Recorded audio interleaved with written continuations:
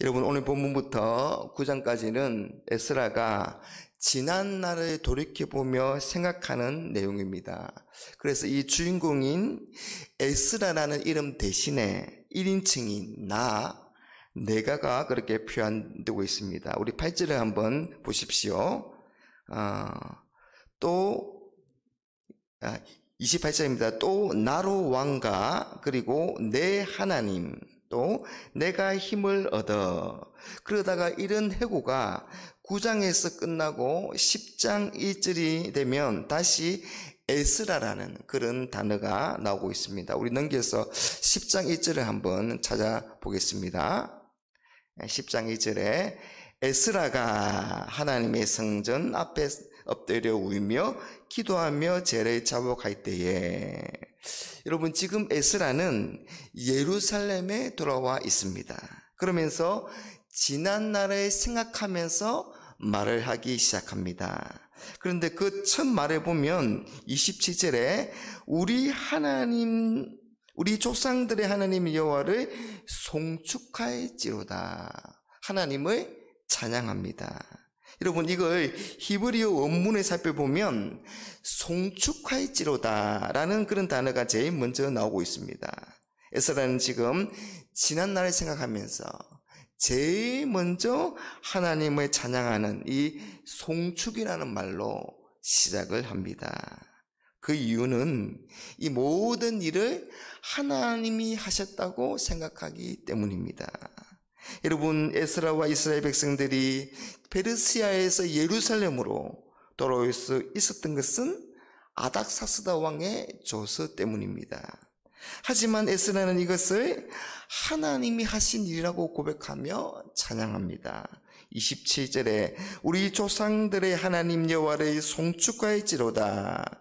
그가 왕의 마음에 예루살렘 여호와의 성전을 아름답게 할 뜻을 두시고, 28절 또 나로 왕과 그의 보좌관들 앞과 왕의 근세에 있는 모든 방백의 앞에서 은혜를 얻게 하셨도다.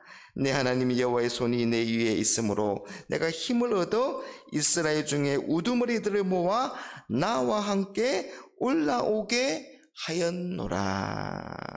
여러분, 에스라와 이스라엘 백성이 예루살렘으로 돌아올 수 있었던 것은 역사의 주구인이시요 주관자 되시는 하나님께서 아닥사스다 왕을 통해서 은혜를 베풀어 주신 것입니다.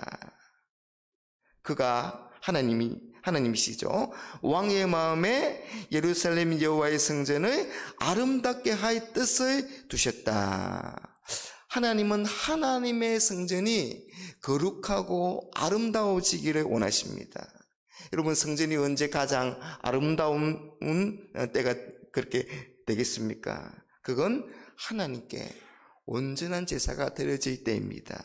그래서 성전에서 끊임없이 하나님을 향한 예배가 그렇게 드려지고 하나님의 백성들이 하나님 앞으로 나아갈 때입니다. 하나님의 말씀에 따라 하나님의 백성들이 살아감으로 삶이 거룩해지고 구별될 때입니다. 그럴 때 비로소 성전이 아름다워지는 것입니다.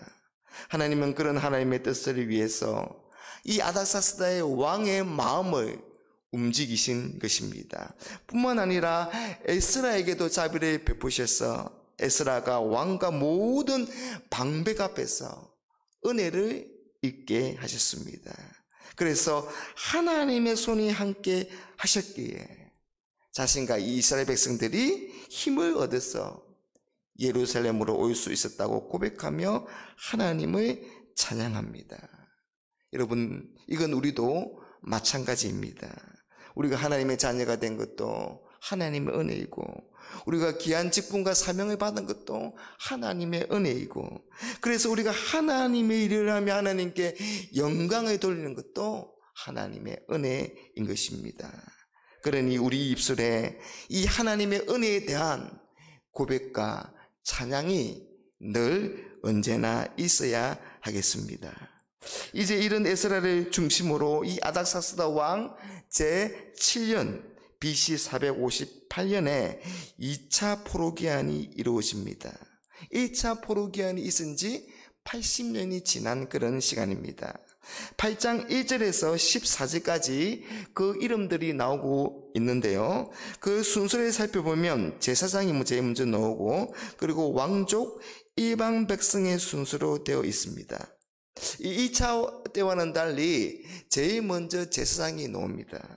이제 말씀에 비느하스 자손 중에서는 게르솜이요, 이다마의 자손 중에서는 다니엘이요, 이 대제사장 아론의 아들과 손자인 이다마이가 비느하스의 후손들의 이름이 먼저 나옵니다. 여러분, 이건 1차 기한에서는 많은 백성들을 모아서 성전 재건이라는 일을 해야 했기 때문에 백성들의 이름이 먼저 나오는 것이었고, 2차 기한에서는 이런 완성된 성전에서 하나님께 드려지는 온전한 제사를 회복해야 했기 때문에 제사장이 먼저 나오는 것입니다. 여러분, 이스라엘 백성의 공동체의 정체성은 예배 공동체입니다. 그래서 이스라엘의 운명은 다른 데 달려 있는 것이 아니라 예배에 달려 있습니다. 예식적인 예배를 잘 드릴 뿐만 아니라 삶에서의 예배도 잘 드릴 때 이스라엘이 비로소 이스라엘이 되고 하나님의 진정한 백성이 되는 것입니다. 그리고 그 숫자를 살펴보면 이 남자가 1,500명 정도인데요. 그래서 여성들을 비롯한 가족들을 합치면 약 5,000명 정도가 된다고 보고 있습니다. 1차 포로 기한 때인 42,360명과 비교해보면 많은 차이가 납니다. 하지만 하나님은 이런 사람들을 통해서 하나님의 성전을 회복시키십니다. 여러분, 하나님의 일은 사람의 많고 적음에 달려있는 게 아닙니다. 중요한 것은 얼마나 충성된 하나님의 사람인가, 얼마나 신실하게 헌신된 그런 사람인가 하는 것입니다. 여러분, 충성되고 신실한 사람이 단 한 사람밖에 없을지라도 하나님은 그 사람을 통해서 하나님의 역사를 이루시는 것입니다. 그러니 사랑하는 여러분, 내가 과연 신실하고 충성된 하나님의 사람인가? 내가 과연 하나님께서 찾으시는 그런 사람인가 하는 것입니다. 그리고 또한 2차 기한자들의 계보를 이 2장에 기록된 이 1차 기한자들의 계보와 비교해보면 거의 일치하고 있다는 것을 우리가 알 수가 있습니다. 그러니 2차 기한자들은 거의 1차 기한자들과 동일한 후손이라는 사실입니다. 믿음의 가문에서 1차에서 하나님의 부르심에 응답하여서 헌신하였고 2차에서도 동일한 그 가문의 후손이 믿음으로 헌신한 것입니다. 여러분, 자녀와 후손은 조상과 부모의 발걸음을 따라오기 마련입니다. 여러분, 그래서 부모가 먼저 믿음의 본을 보여줘야 하는 것입니다. 부모가 먼저 믿음의 선조답게 살아야 하는 것입니다.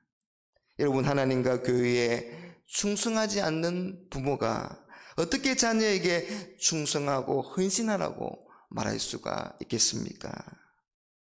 자기를 부인하고 십자가를 지지 않는 그런 부모가 어떻게 자녀에게 십자가의 길을 걸으라고 말할 수가 있겠습니까? 여러분, 우리는 과연 다른 사람들에게 얼마나 믿음의 본이 되고 있습니까? 우리는 과연 누군가가 우리를 따라와도 좋을 만큼 그런 믿음의 길을 걷고 있으십니까? 여러분, 하나님은 비록 숫자는 적을지라도 하나님께 충성되고 헌신된 사람들에게 집중하시고 이분들을 통해서 하나님의 놀랍고 위대한 역사를, 하나님의 뜻을 이루시는 것입니다. 이분들의 성김과 헌신을 통해서 교회를 아름답게 세워 나가시는 것입니다. 저와 여러분들이 그런 하나님의 사람들이 될 뿐만 아니라 이런 우리의 믿음의 본으로 말미암아 우리의 자녀들도 그런 복된 삶을 살아갈 수 있게 되기를 주님의 이름으로 축복합니다.